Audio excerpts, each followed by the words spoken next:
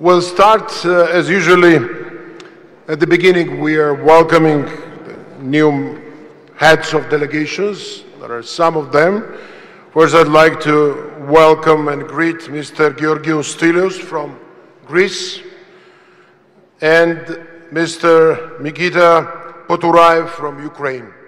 So welcome, and I wish you fruitful activities in our assembly.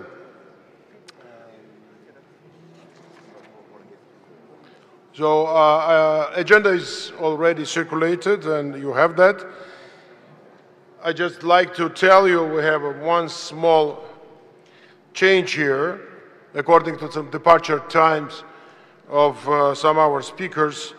Here we'd like to offer that the number 4 goes down, so the report of our Vice President Lord Bonis will be a little bit, in advance than other ones, and then, and the treasurers simply to say, we are moving down, starting from 4th, 5th, 6th, 7th, and then putting up Lord Bonis' report. So I think it's acceptable, and if it's a no, any other suggestion, can we consider that it's agenda adopted? Thank you. Agenda is adopted. Now we have a second point, the second paragraph or issue in our agenda. It's a report of the President of the OSCE PA. So it's my pleasure to report to you. Always, that this report is more factual and describing all the activities which the President, on behalf of you, was done by President during our last meeting. So, dear colleagues and friends, let me now brief you on my activities as President since my re-election in Luxembourg. And once again, I'd like to thank you for your confidence and for your support during my re-election. And immediately after our annual session, even just when we completed the session, we went to the airport and flew to High Tatras, where we participated in OSCE formal ministerial meeting convened by Slovak Foreign Minister and Chairperson in Office Miroslav Lajčák. And that this meeting was to address the challenges of organization is facing. I presented our Luxembourg Declaration and reiterated our readiness to provide key input to the work of our organization in all fields of security, by encouraging our governments to leverage the distinct contributions and added value of parliamentary diplomacy to improve the life of our citizens. Together with the Secretary General Montella, we held bilateral exchanges with a number of foreign ministers, including those from Sweden, Spain, Luxembourg, Kazakhstan, Albania, and Armenia, on issues of mutual concern and interest. Over the summer, I continued working closely with the Secretariat on organizational issues, including several appointments, to better address relevant challenges while promoting geographical diversity and a greater gender balance. To replace Makis Voridis as the head of our ad hoc committee on countering terrorism, I have decided to appoint Abid Raja from Norway, Vice President of Norwegian Parliament, as a chair, and Lisa Chambers from Ireland as a co-chair, with a view to support more transparent policy making, effective anti-corruption strategies, and alert OSCE parliamentarians on significant threats to security and stability that corruption poses. I have appointed Irene Charalambidis from Cyprus as Special Representative on fighting corruption. I have also appointed Pia Kauma from Finland as Special Representative on civil society engagement, and it's happened first time, and both appointments on a Special Rep in corruption and also Special Rep in civil society issues. That happened first time, and I think it's an important step. So we need to promote the greater cooperation between the OSCE Parliamentary Assembly and civil society organizations. Parliamentarians you all are very well placed to foster inclusive, all of society approaches to the many challenges we face. In this regard, let me thank the US delegation and the Helsinki Commission, and especially our esteemed colleague and friend Elsie Hastings, for inspiring this new position and for their role in promoting the resolution of civil society engagement in Luxembourg. Moreover, I have appointed also Luca Santolini from San Marino as a special rapporteur on disinformation and propaganda. It's not a special representative. It will be submitted special report on this very important topic. The phenomenon of fake news is posing a direct threat to our democracies and needs to be better addressed. And finally, last week we had another appointment of Stefana Mladenovic from Serbia as a special representative on a digital rapporteur on a special on a digital agenda. It is also the key topic of modern times, and it's right for us to look into it with more focus. I look forward to work with all of you, dear colleagues, and hope your dedicated activities and recommendations in our respective fields will benefit positively all our assembly.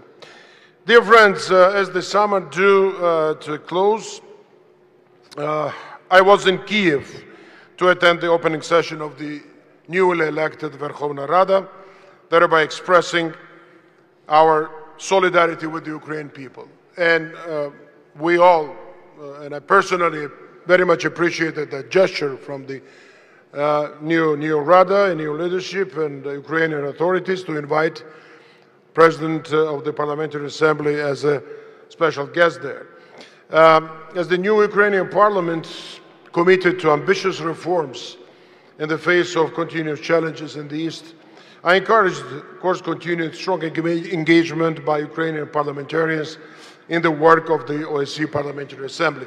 Yesterday, we had a very substantive discussion with the new members. I appreciate their willingness to be, to continue that active work which Ukrainian delegation did in our assembly, and of course Ukraine will be in focus of our parliamentarians. While in Kiev, I have good conversation also with the new parliamentary leadership, the President of the Parliament, Vice President, Chair of the Foreign Affairs Committee, and of course I use this opportunity to meet our Chief Monitor of the OSCE Special Monitoring Mission in Ukraine, Ambassador Chevik, and of course thanked his team for the support provided to our members on field visits to Eastern Ukraine. And we discussed the current situation on the ground. I also discussed very thoroughly all the projects which are supported by OSCE with a project coordinator in Ukraine, Ambassador Henrik Villetsen. And there are numerous, approximately 40 or 42 different projects and initiatives to encourage democratic reform in Ukraine. In early September, I was in Copenhagen to visit our International Secretariat and to prepare activities for the fall. That was very important planning meeting, and I'd like to thank Secretariat for very fruitful work there. I was glad to have the opportunity to exchange with our Treasurer, Peter Juliansen, and members of Danish delegation, members of Danish Parliament, as well as foreign ministry officials. The same week, participated in the third International Parliamentary Conference of the OSCE PA Silk Road Support Group, held in Andermatt, Switzerland. We had a meeting of this group, which is really becoming a very strong oversight mechanism on this big, I would say, gigantic the project. And Andermatt conference was really distinguished with its content, with a good organization. I'd like to thank Vice President Guliev for his leadership on this initiative, and of course our Swiss colleagues and friends Filippo Lombardi and Margaret Kennellan, and also the local authorities there for a great hospitality and very interesting discussions and really very good environment. We appeared this nice Swiss Alps. In addressing the supplementary human dimension meeting in Vienna, which is the biggest human rights, let's say, meeting on human rights issues for the OSCE in July, and the human dimension, of course, implementing mission in Warsaw a few weeks ago, I have stressed that protection and promotion of human rights requires increased dedication and focus by all. I was very much pleased to be accompanied in Warsaw by our third committee chair, Kyriakos Hachivani, and our new special representative, Pia Kaum. Our work in Warsaw clearly signaled our continued determination to engage directly with civil society and ensure that our governments are responsive to the concerns, needs, and aspirations of the people. This was also the aim of the side event we organized, by the way, first time at this meeting on parliamentarians' human rights priorities. And I'm very much satisfied that we had a very good participation of the leadership of ODIHR and other experts. They've been with us. Also, there was they were American colleagues, Helsinki Commission representatives, Alex Johnson and others, and we'd like to thank all of them. Together with the Secretary General Montella, we also had the chance to exchange substantive discussions with the OSCE Chairman in office, with the Secretary General and all heads of institutions. So it was very useful for us. Last week I returned to Central Asia with a visit to Nur Sultan for my address to the fourth meeting of speakers of Eurasian parliaments, where I also had an opportunity to discuss a number of priority issues with the speakers of both chambers of the Kazakh parliament, of course, of both chambers, as well as bilateral meetings with speakers of Armenia, Azerbaijan, Kazakhstan, Moldova, North Macedonia, Tajikistan, Turkey, and Uzbekistan. So it was not only handshakes and exchange of few words, but we had a very substantive discussion with the speakers. Then from Nur Sultan, then I carried on Bishkek for a very interesting seminar on parliamentary oversight organized by UNDP and ODIHR, and of course for bilateral meetings with the Kyrgyz Speaker of Parliament and other authorities. And with this, we emphasized once again our extended engagement and increased activities in Central Asia. Dear colleagues, as you see, we have carried on with a high pace in the second half of this year as we prepare, of course, for the OSCE Ministerial Council meeting in Bratislava. Next week, I will participate in annual. Now it's about my plans. I will participate in the annual South Caucasus Media Conference in Tbilisi to discuss the need to strengthen media freedom and the safety of journalists in the age of digital reporting and in times of political change. Then we are planning to be in Belgrade to participate in Inter-Parliamentary Union Assembly to continue our outreach efforts to strengthen our cooperation with regional parliaments and parliamentary assemblies. On that occasion, I also look forward to holding a series of high-level bilateral meetings with the Serbian authorities. The following week will be in Strasbourg for meetings with the leadership of the European Parliament to further strengthen our joint work, in particular in the field of election observation. I will also address the biennial European Conference of Presidents of Parliament hosted by PACE and plan on holding on several bilateral meetings at the same time. At the end of October, there will be in Vienna, the second time for this year, traditional address to the OSCE executive branch, to the ambassadors, permanent council, and when I will present the Luxembourg Declaration and encourage our governments to consider our recommendations as they prepare for the Bratislava meeting. As we mentioned many times, it's very important.